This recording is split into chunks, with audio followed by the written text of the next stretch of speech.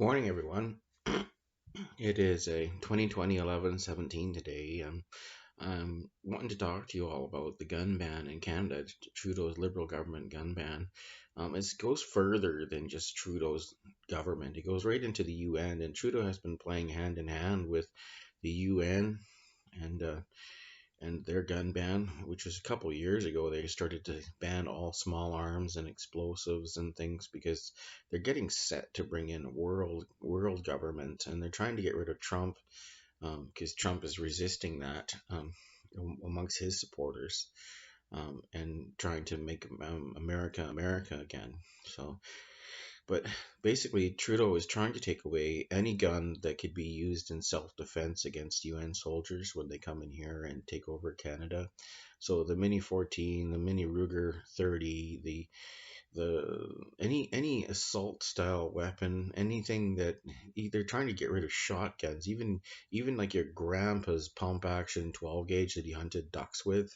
They want rid of that, and I know people that own them, and they're afraid because if they don't, they're trying to make you sell back your guns to the government of Canada and make the taxpayer pay for all these guns that are supposed to be bought and back by the Trudeau Liberal government in the next, I think it's 2 or 3 years. If you don't turn it in, you're going to go to jail for 10 years.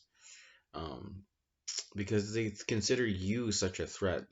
It's not that the gun is dangerous and it's going to do anything, because everybody knows that gangs and street thugs that have guns in crime are not registering those guns. Those guns are illegal to begin with. I mean, very few criminals, like members of the Hells Angels and the Banditos and Satan's Choice and all that other stuff,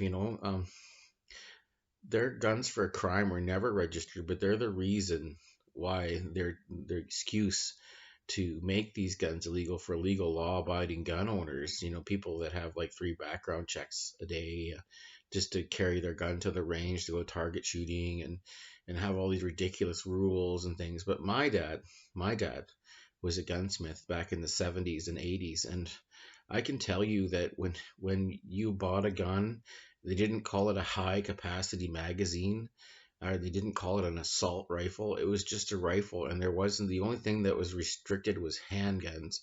And you could buy any rifle you wanted with any size magazine, and it didn't matter. People didn't care. But every time there was a violent crime that was used in some attack somewhere, it was like there are very few where more people are killed with cars than there are with guns in Canada every year. But whenever someone does hurt someone with a gun, it's blown up out of proportion and put way out there, so that because they have an agenda. The agenda is to take away your guns so that when the soldiers come to take over Canada, that you won't be able to resist. They don't want you, the free people that they're supposed to represent, which they really don't represent. They represent different groups of special interest groups, is what it's called. Like, that want this done, so that when their soldiers show up, when they come to take away your freedom and your rights, that you won't be armed to fight back, because they don't want to face you with a gun.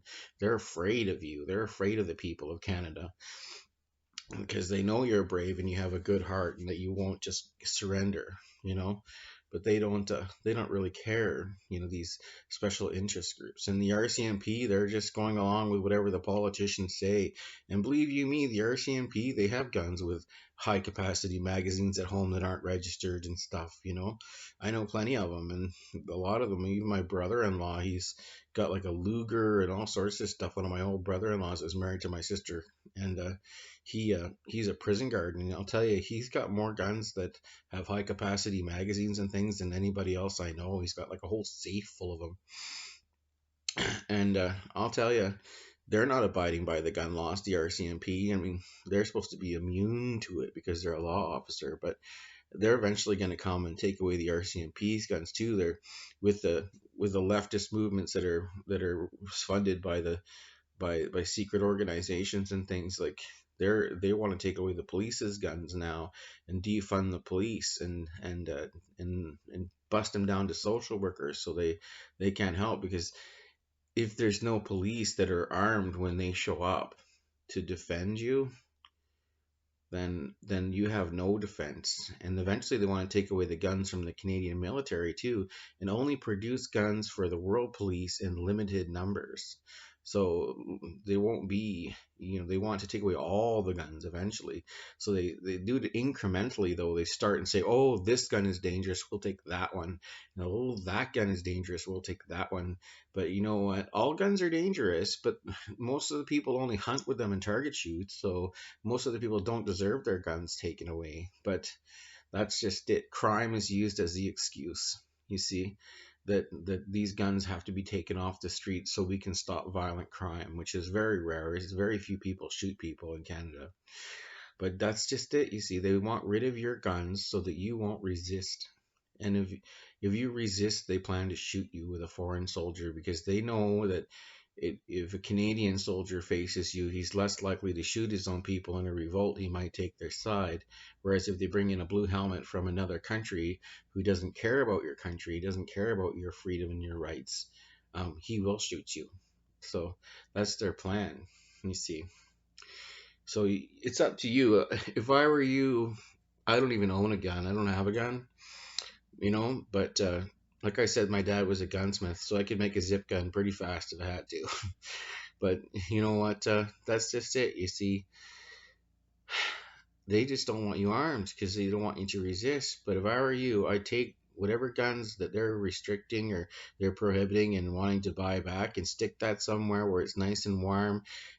Fill the barrel with grease and get some torn up bed sheets and smear them in grease and wrap them around the gun and get yourself as much ammunition for that gun as you can afford. So if you think you have enough ammunition for that gun, buy some more and put that aside because eventually they're going to come in here and they're going to take away Canada and they're going to take away your freedom and then they're going to haul you off to camps. They've already got FEMA camps or not FEMA camps, some COVID camps in Canada that they're building so that if a person is infected with COVID and they resist um, being isolated and they go to public, they can arrest them. But they left it open for other things too, that unspecified things that they can take you to these prisons and lock you down besides COVID.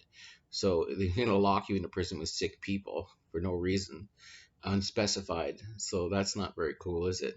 So if I were you, I would buy as much ammunition as you can, put it into wrap the gun in grease, stuff the barrel with grease and the chamber with grease, smear the gun in grease, and wrap it in old bed sheets and put it somewhere where it's nice and hot and dry, where it won't rust, so that you have that gun to defend yourself when the time comes, and keep all your magazines and things. So anyway, if you want to support this channel and support me, you can send me a check or a money order or a $20 bill in an envelope to 412 1980 Pandosy, Kelowna, BC, V1Y 1S1 to Daniel Ackerman. And for heaven's sake, do not give in your gun. It's just the worst thing you do. Once they have your gun, they have you. Even if you're a martial artist, they could just walk up with their gun and shoot you. So you can stand back and shoot you. You're not freaking G.I. Joe, so just think about that. So anyway, God bless you, and you have a good day.